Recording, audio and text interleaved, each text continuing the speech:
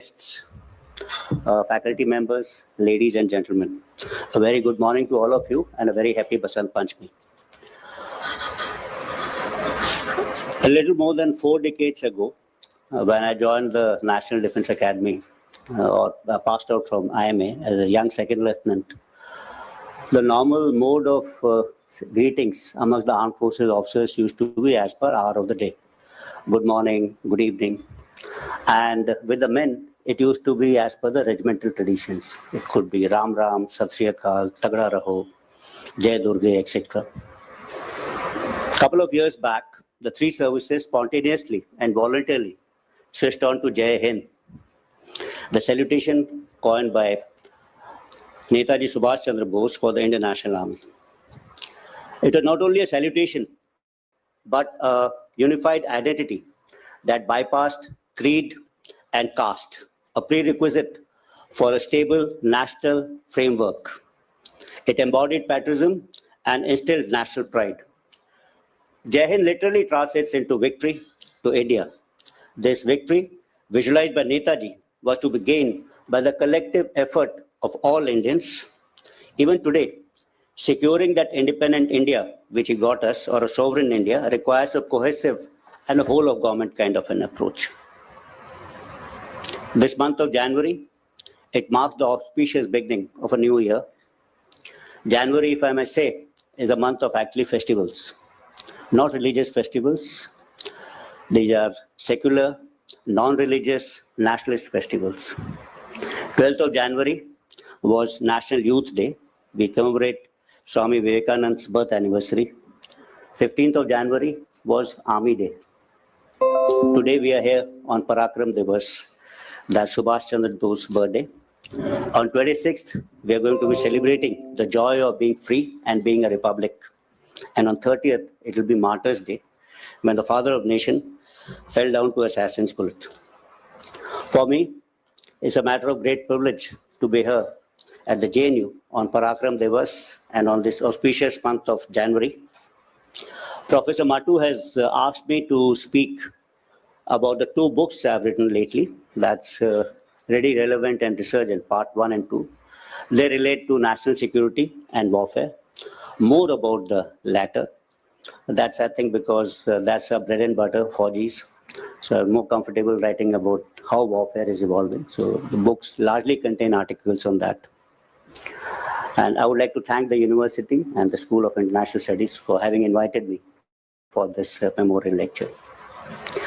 In my view, so what I'll do is I'll speak of whatever I didn't. I'll take out 2-3 subjects from those books, and I'll speak in context of what Netaji did for that. What was his outlook on that? I'll try and connect these two. So let me speak about Netaji first. In my views, he was a true scholar statesman and an inspiring military leader.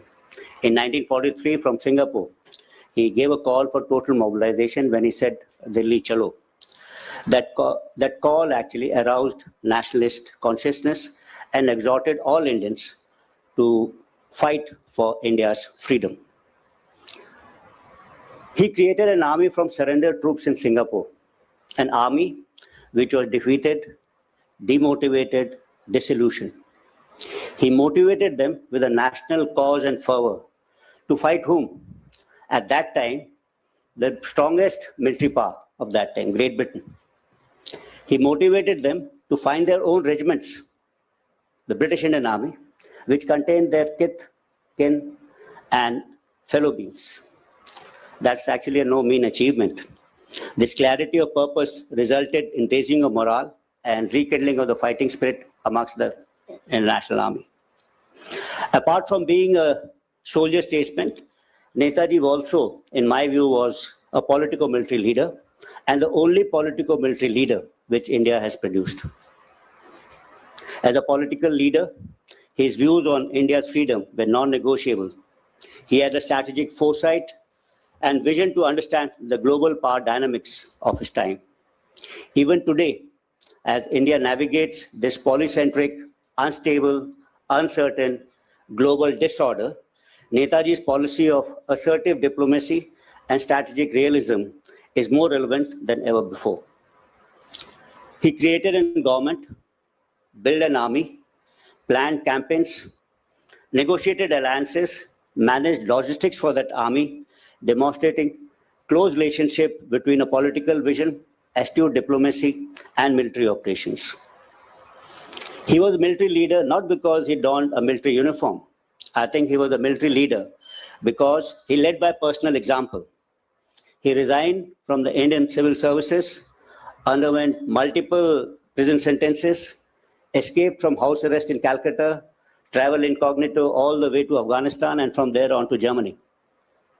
He took that epic and perilous journey in a submarine all the way from Germany, including a mid-sea transfer near Madagascar into a Japanese U-boat, Japanese submarine, all with the aim of liberating India.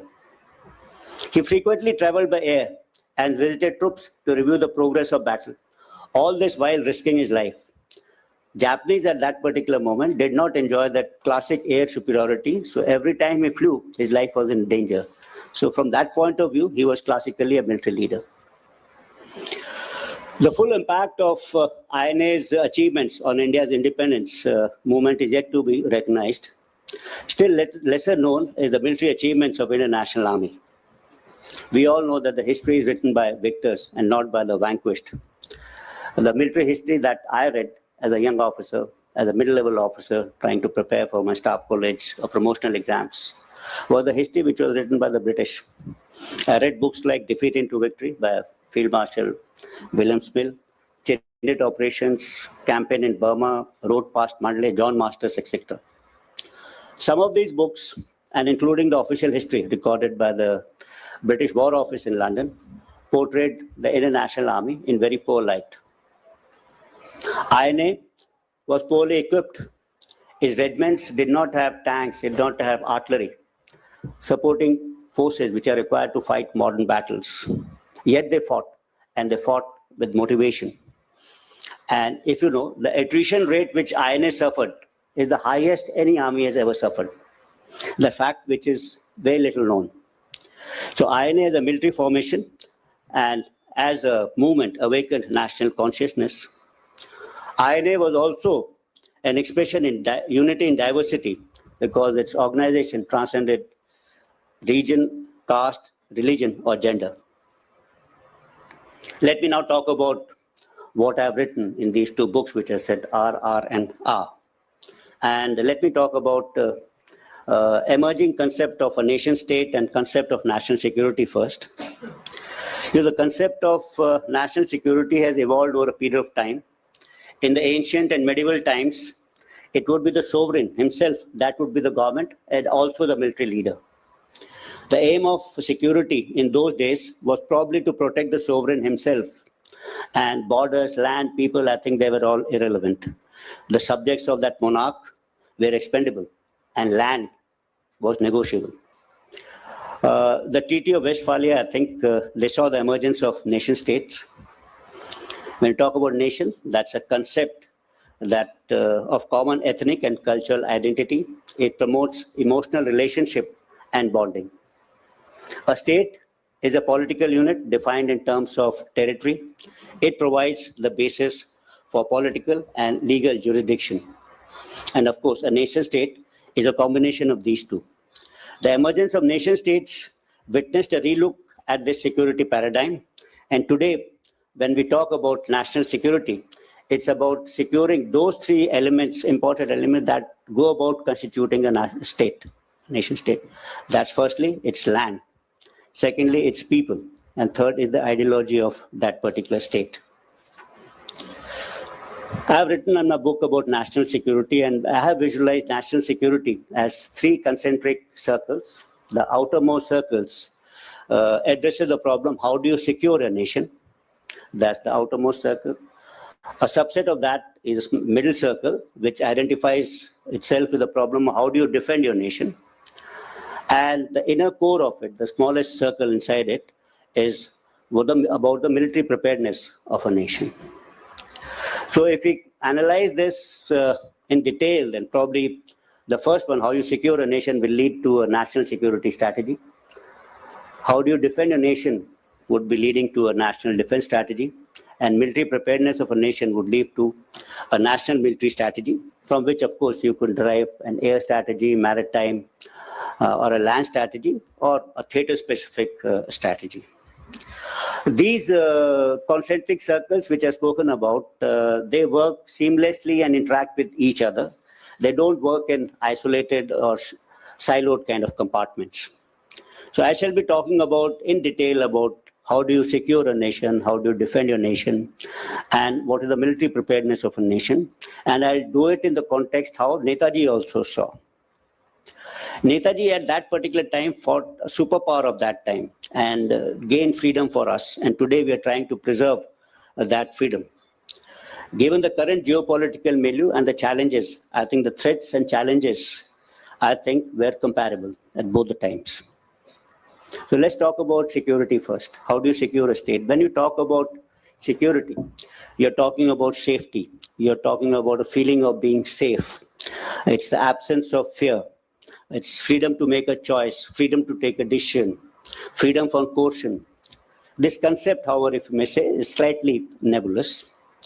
Walter Lippmann, American political commentator, described national security as, and I'll read, the state where a nation does not have to sacrifice its legitimate interest to avoid war and is able, if challenged, to maintain them by war.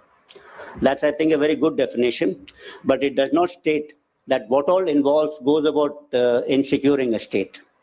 A comprehensive national security, in my view, would be a combination of economic security, environmental security, energy security, information security, cyber, and such on. The remit of how do you secure a nation is the largest. It also takes a long-term view. That's why I have put it on the outermost circle. It is achieved by astute diplomacy and statecraft, flowing from a good understanding of the geopolitical situation, both at the global and at the regional level.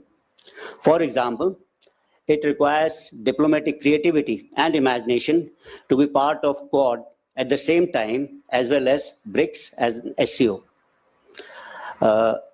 Such friendships and multiple groupings are required to secure a nation. To counter the influence of BRI and to secure India's long-term strategic interests, trade interests, or economic interest, India became part of a multinational India, Middle East, Europe economic corridor. That's taking a long-term view of how you secure yourself economically. Similarly, the ISET agreement, which we signed along with the Americans, that's Initiative of Critical and Emerging Technologies, example of how you secure a long-term technological interest and don't allow that technological gap emerging between you and your immediate competitors. So this particular concept is multidimensional. It has got multiple stakeholders, and its remit, as I said, is the largest. Let's see how Netaji looked at national security. Netaji, while fighting for India's freedom, treated the Free India movement as a legitimate state in exile. He could not have considered the idea of securing a nation if no state existed. He established a formal government in Singapore with its own bank, currency, postage stamps, thus ensuring that the struggle was recognized under international law. He was willing to engage the Axis powers, Germany and Japan, not out of an ideological alignment, but with the pragmatic application of concept that enemy's enemy is your friend. Diplomatic recognition for this fledgling state was obtained for the Azad Hind government from 9 countries. Let me talk about the middle circle, in which we say, how do you defend your nation? When you talk about defending a state, it relates to building capacities and capabilities for a state to defend itself. So hence, defense is slightly more tangible than what I talked about, security of a state. And again, this is, of course, multidimensional. It involves defensive strategy, deterrence, which essentially would come about from having or possessing the required number of weapons or wherewithal actually to defend yourself. And this gets to a question of what Ambassador Kapil Sibal was also saying, that unless we produce them indigenously, then actually you won't be able to defend yourself in times of crisis. So when we talk about defense manufacturing, defense innovation, defense research and development, this is being today promoted through Atmanirbharta and Make in India initiatives, and they form essential element of how you go about defending your nation. Developing strategic infrastructure through agencies like BRO, etc., in border areas also is part of defending your nation. It also involves actually developing a strategic culture in the nation. You're having a defense university, think tanks, history cells, the School of International Studies in universities like this, or strategic studies. It also goes about building a strategic culture in the nation. It also about building martial traditions through institutions like NCC, Sainik schools, military schools. These are also important. All of them may not contribute towards, the officers joining, the cadets joining the armed forces, but it then gets distributed toward the whole country. And that's why the government of India has placed all these subjects under the Defense Secretary, whose remit is the Defense of India. Defense of India would also have to look at internal security, which I think is a major challenge for countries like us, which are multilingual, multi-religious, multicultural. As far as Netaji is concerned, his strategic foresight of defense of India was evident when in 1944 at the Tokyo University, he spoke about organizing national defense and safeguarding future freedom by setting up modern war industries. He visualized an industrial program for producing arms that India will need for its self-defense. Something like Atmanirbharta was thought about in 1944, so early. He saw defense from a strategic point of view and not just what's happening on the Burma front. A classic example of strategic foresight was when he negotiated and obtained Andaman and Nicobar Islands from Japan as the first bit of sovereign Indian territory and named them as Shahid and Swaraj. He also wanted to develop this martial traditions, which was actually slightly different from how the Britishers saw it, and about which I've already spoken about the Indian National Army. Let me now talk about the very inner core of national security architecture, that's the military preparedness. And it's that particular instrument which actually cannot fail. And when you talk about military preparedness, is the ability of armed forces to anticipate threats and respond to them by conducting military operations. And what does it involve? It will involve analysis of the emerging security environment, global and regional, including lessons from history. It will involve preparing operational plans for various kinds of contingencies which may face. Some of them were referred to by Ambassador Kamal Sibal. Wargaming, operational discussions, and refining these into firm operational plans. Validating these plans through exercises with troops, without troops, telephone battles, tabletop exercises, map exercises, SAN models. Training the armed forces in whatever plans you have made and motivating them. This is largely a function of people in uniform, and responsibility rests with the CDS and the 3 service chiefs. As far as Netaji and his military preparedness, we all know he created the Indian National Army, a force of almost about 40,000 personnel, and trained them, motivated them, and led them into battle. He ensured professional training for them, and he also established the first all-women combat regiment, the Rani of Jhansi Regiment. This demonstrated his concern for gender equality, which we thought much later. INA entered into the Burma campaign through the Arakans, actually. That's where the first encounter was with the British Indian Army and the British forces. Thereafter, of course, they planned an operation towards independence of India through Nagaland and Manipur, Operation Yugo, which he planned jointly with General Mutaguchi. And they were successfully able to raise the Indian national flag on Indian territory, the mainland territory in Moirang in April 1944. INA's last engagement was, of course, in the battle in the plains of Imphal and when they fought at Ukhrul. So Netaji actually essentially tried to create a second front which compelled the British to divert resources and eventually leading them to losing their hold on the Indian military's loyalty. Now I'll switch on to a slightly different subject connected with national security. It's about colonialism, a colonial mindset, and cognitive colonialism. I'll talk about these 3 in one sequence. Netaji fought against colonial power for freedom of India, its territory, and its people, while attempting to eradicate a colonial mindset. we are attempting to eradicate this colonial mindset while the colony was, of course, liberated. A mindset that promotes servitude, submission, and subjugation. And Honorable Prime Minister has been calling it as Gulami ki Mansikta se Azadi. On independence, India had before it two choices. One was to inherit the legacy of INA and build a nationalist army right from scratch. The second was to carry on with the British in an army, a well-organized, readily available force that will battle-tested and battle-hardened. We decided to choose the easier option. It may be difficult for me to comment at present on the wisdom of the decision, but maybe circumstances that time contrived to choose the British Indian Army model because of impending operations in Hyderabad and Jammu and Kashmir. 75 years later, we are trying to remove the vestiges of that colonialism that exists. And when we say that this colonialism is through symbology, is through history, traditions, and of course, a mindset. So when you talk about symbology, the crest, colors, ranks, etc., they all have been Indianized. History, the source of motivation today is based on the battles which Indian Army post-independence has fought. The standards, colors, and battle honor of the past are only now for historic. टिंग टिंग आपके लिए एक festival offer है। QR code scan करो, UPI pin डालो और 10,000 रुपए आपके बैंक अकाउंट में। पिन डालूंगा तो पैसा खट से आएगा नहीं। Has fought.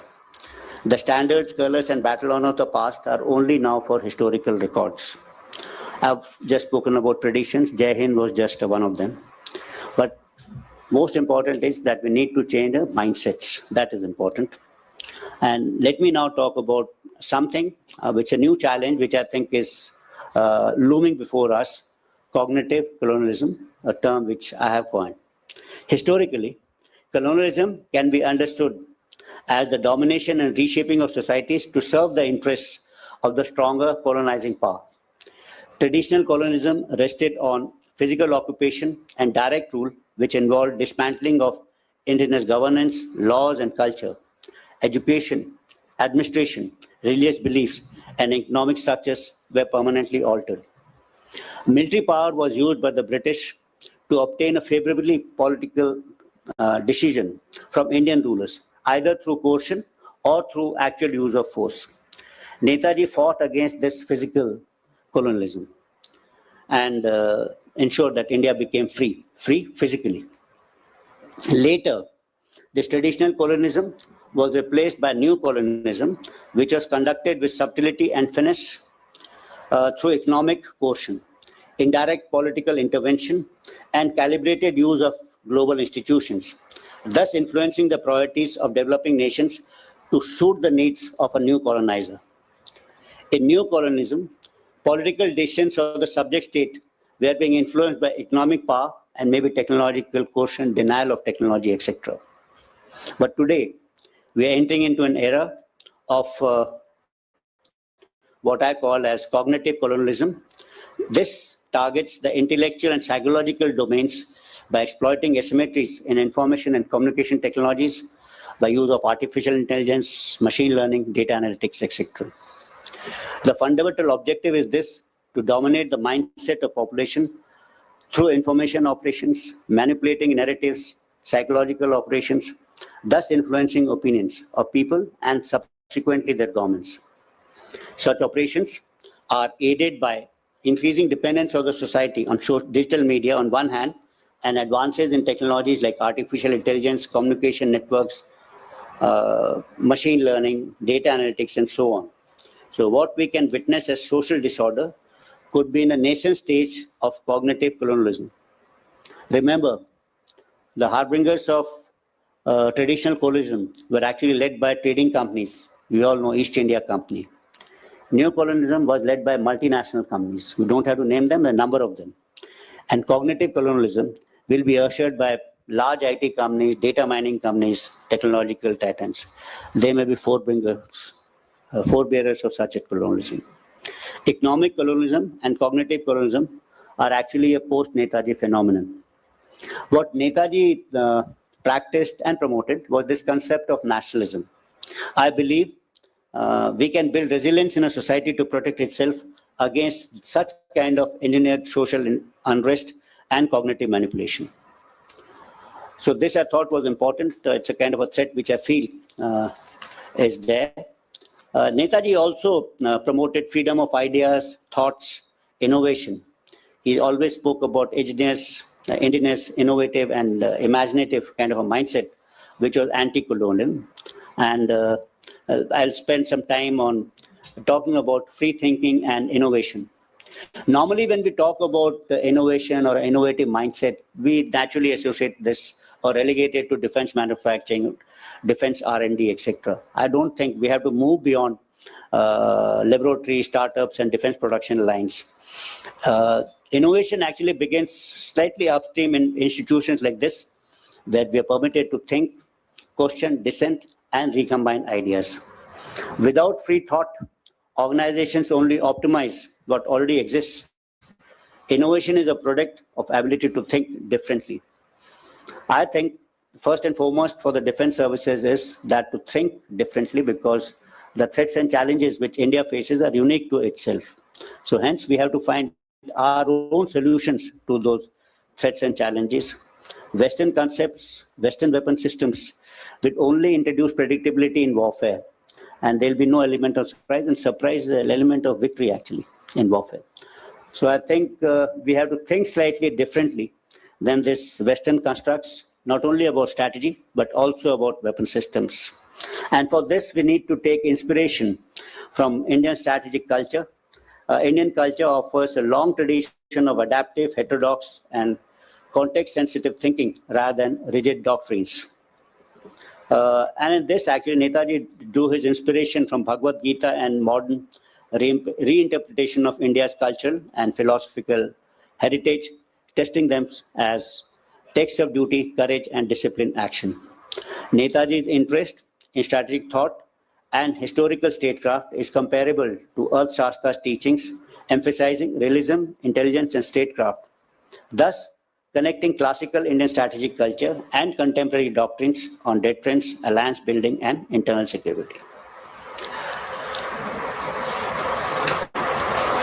Let me now talk about the current security environment, which I mentioned in the books, and this is one which I will not be able to connect with Netaji's thought process.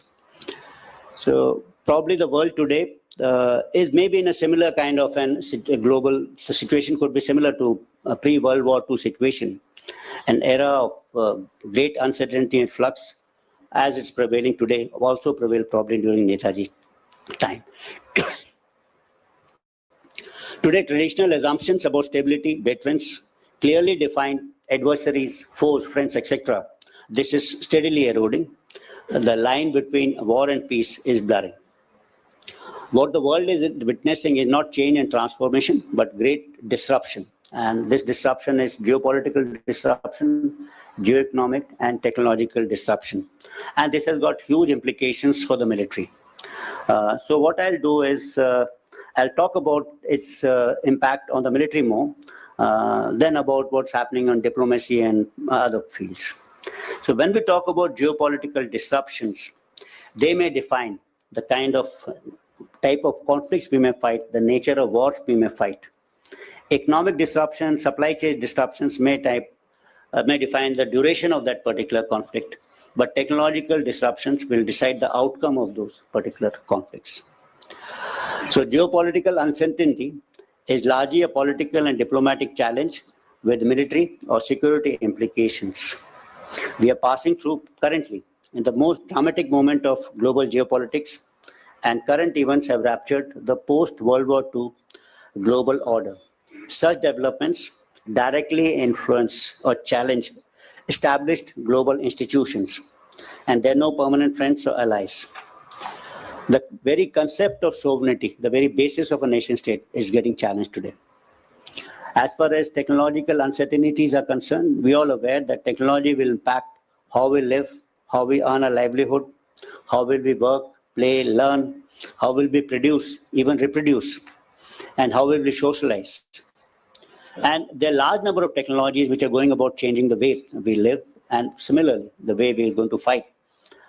The demise of the internal combustion engine, which had powered industrial revolution for past so many decades, is now on the decline. It's dead. It's been overtaken by EV technology.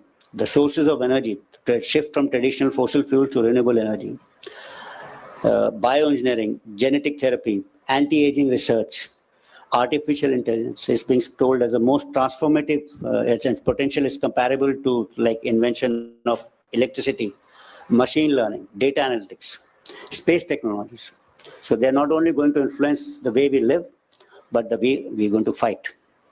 So let me speak briefly about the kind of impacts which I think is going to happen. Firstly, at the rapid rate with which disruptions are happening, I don't think government structures, military organizations, etc., are geared to keep pace with such kind of a disruption. There's a new challenge which is emerging almost every day. And we are always playing a catch-up kind of a game with the fear of constant failure. So we're actually constantly on a fast-moving treadmill.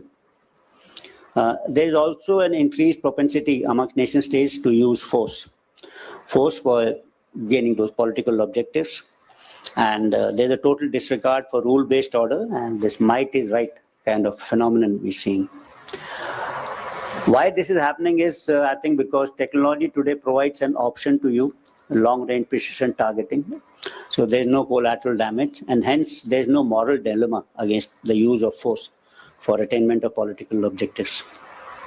Similarly, what's happening is also democratization of this disruptive technology. Now it's being made available to smaller states, non-state actors. That's also happening.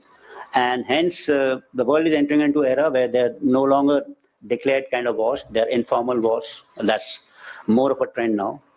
And sometimes the strategic stability at top is actually promoting proxy war, it's promoting gray zone warfare, it's also promoting hybrid kind of one warfare. Another important trend what we're seeing is territorial integrity. This concept of international boundaries has lost meaning. Nations are looking to acquire territories that don't belong to them on grounds of national security. So to summarize these trends, dilution of concept of sovereignty, there's little respect for firm, legal, recognized boundaries. So these are going to define the kind of wars, nature of wars we'll fight in future. And technological disruptions, as I said earlier, will decide the outcome of these kind of conflicts. Now let me talk a little bit more about technological disruption, because that affects the military. So technologies were changing, the very character and nature of warfare. There were days actually when a war-winning strategy would be dependent on geography. Not anymore. Today it's technology which is defining strategy and a war-winning strategy. And let's talk about revolution in military affairs. The first revolution in military affairs, which was largely maneuver, on which I spoke about strategy, that was important. That is because of advances in mobility, surface mobility like tanks, self-propelled guns, etc. That came about, or in air mobility like helicopters and all, and introduced concepts like air-land battle, blitzkrieg of the Germans, or deep battles of the Russians, and introduced at the operational level number of concepts like deep penetration, center of gravities, operational fires, turning movements, etc. So over here, the strategy was largely dependent on geography. The second RMA, that's the network-centric warfare, introduced due to advances in ICT and communication technologies. This resulted in battlefield transparency and very high degree of situational awareness, in which decisions could be taken faster. And over here, we see the tactics of the strategy becomes entirely independent of geography. That's the second trend. And what we are witnessing right now, or we are at the cusp of what I call as the third revolution in military affairs, which I say is convergence, because it's converging multiple technologies, because it's not one or two technologies we're going to influence warfare. It's a large number of technologies which are influencing warfare all together.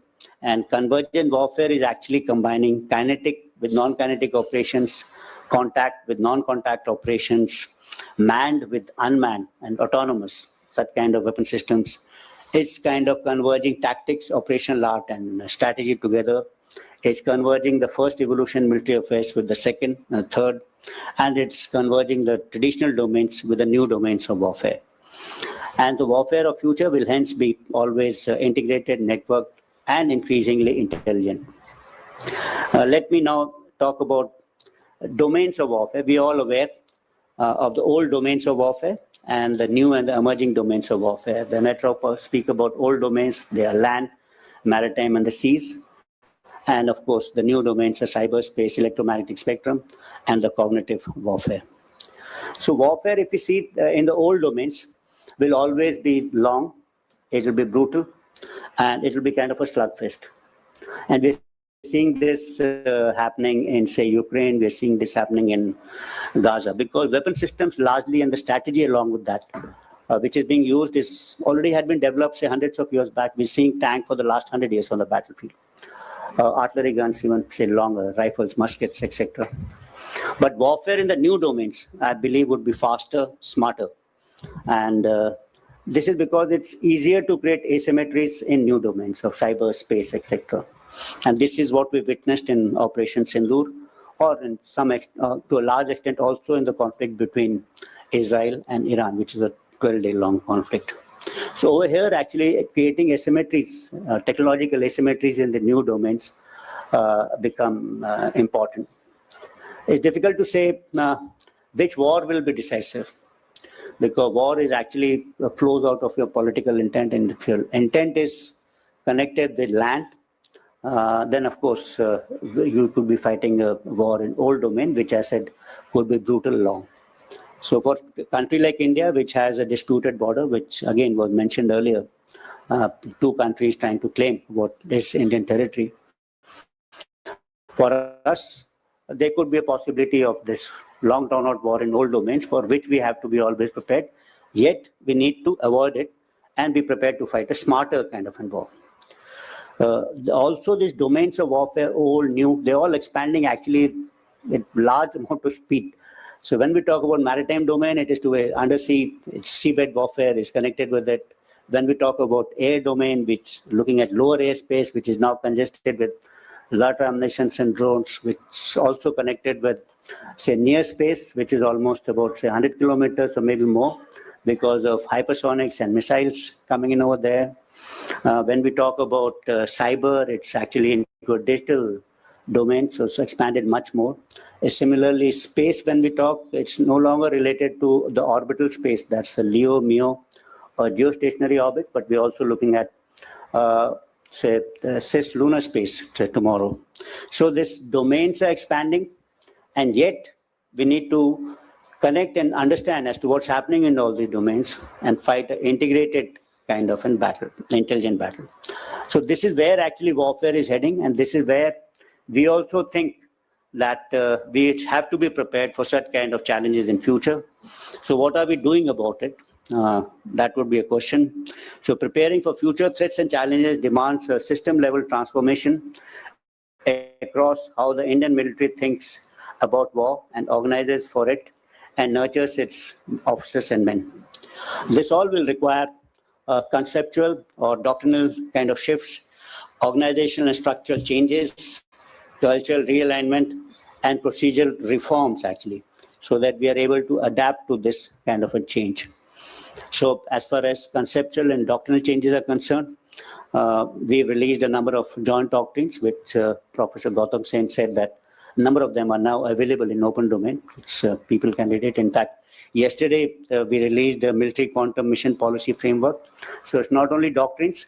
In this niche emerging technologies, how the military sees itself in the next, say, few years, we are releasing those documents, and they are in public domain. It's not only for our industry, for also people for outside also. Post-Operation Sindoor, we are also looking at a framework which thinks and ideates on how warfare will evolve in future, and that will be part of our headquarter ideas as a future operations and analysis group. As far as organizational and structural changes are concerned, all three services are working towards it.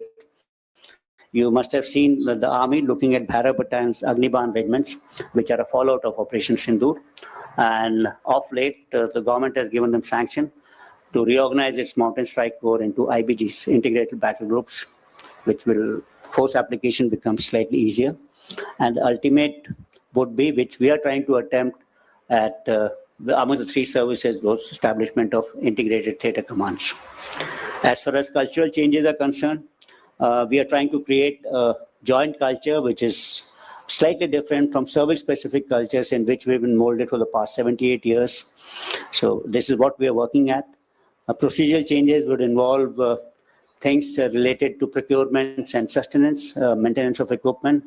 We've already revised the DPM 2025, that's the Defense Procurement Manual that really looks after your revenue budget and sustenance. To look at how we are doing our acquisitions, capital acquisitions, we are going to revise a DAP, Defense Acquisition Procedure 2020, that's under revision, so that we do. We are also looking at how do we define our future capabilities. We no longer will be laying down it through a long-term integrated perspective plan. We are looking at integrated capability development, which is a slightly different model, which is both stressed and capability based. That will harmonize the capabilities across three services.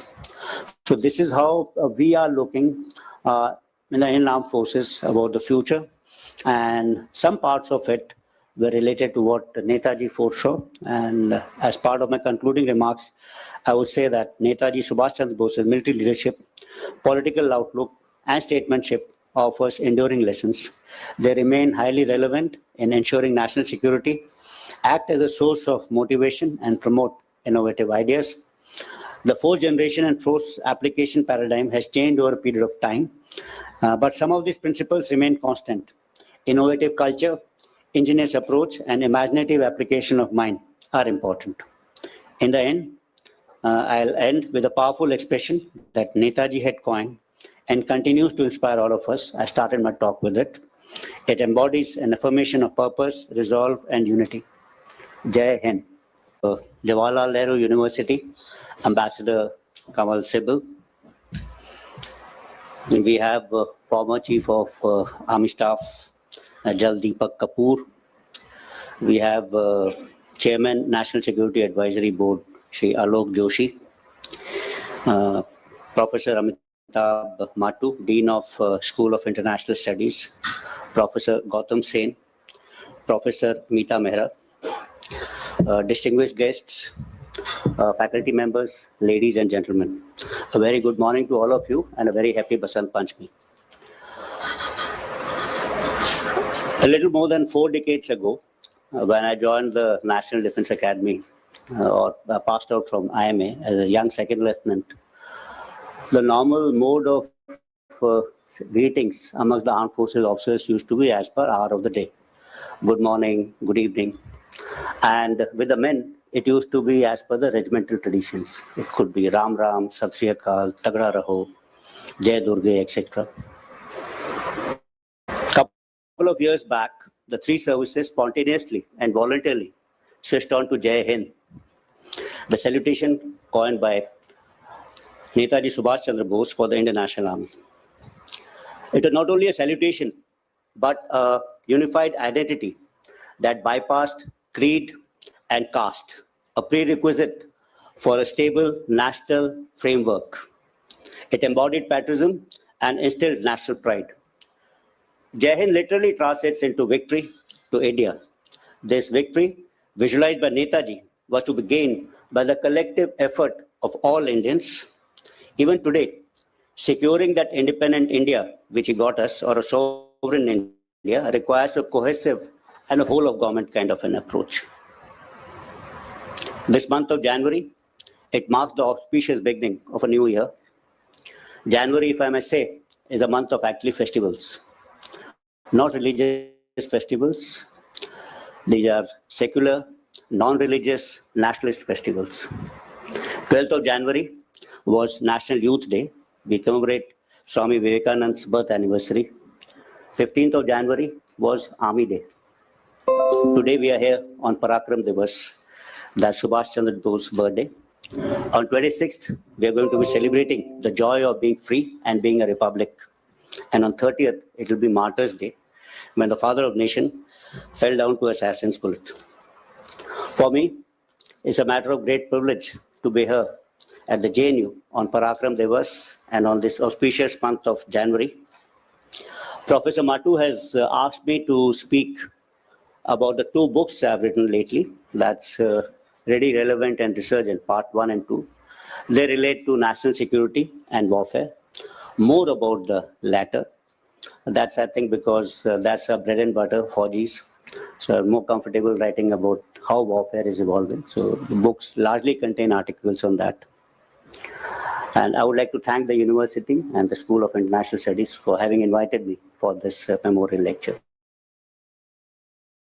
I'll speak of whatever I didn't. I'll take out 2-3 subjects from those books, and I'll speak in context of what Netaji did for that. What was his outlook on that? I'll try and connect these two. So let me speak about Netaji first. In my views, he was a true scholar statesman and an inspiring military leader. In 1943, from Singapore, he gave a call for total mobilization when he said, Delhi chalo.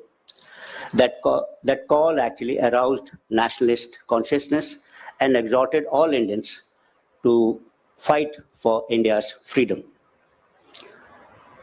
He created an army from surrendered troops in Singapore, an army which was defeated, demotivated, disillusioned.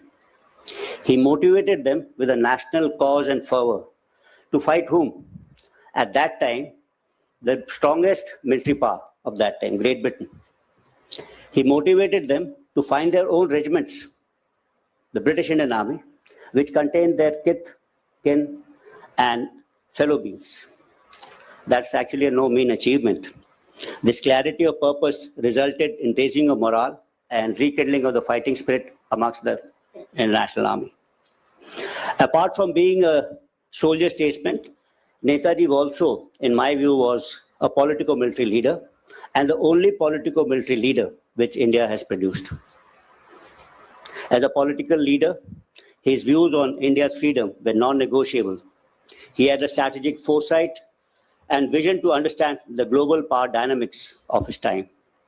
Even today, as India navigates this polycentric, unstable, uncertain global disorder, Netaji's policy of assertive diplomacy and strategic realism is more relevant than ever before. He created a government, built an army, planned campaigns, negotiated alliances, managed logistics for that army, demonstrating close relationship between a political vision, astute diplomacy, and military operations. He was a military leader not because he donned a military uniform. I think he was a military leader because he led by personal example. He resigned from the Indian civil services, underwent multiple prison sentences, escaped from house arrest in Calcutta, traveled incognito all the way to Afghanistan and from there on to Germany. He took that epic and perilous journey in a submarine all the way from Germany, including a mid-sea transfer near Madagascar into a Japanese U-boat, Japanese submarine, all with the aim of liberating India.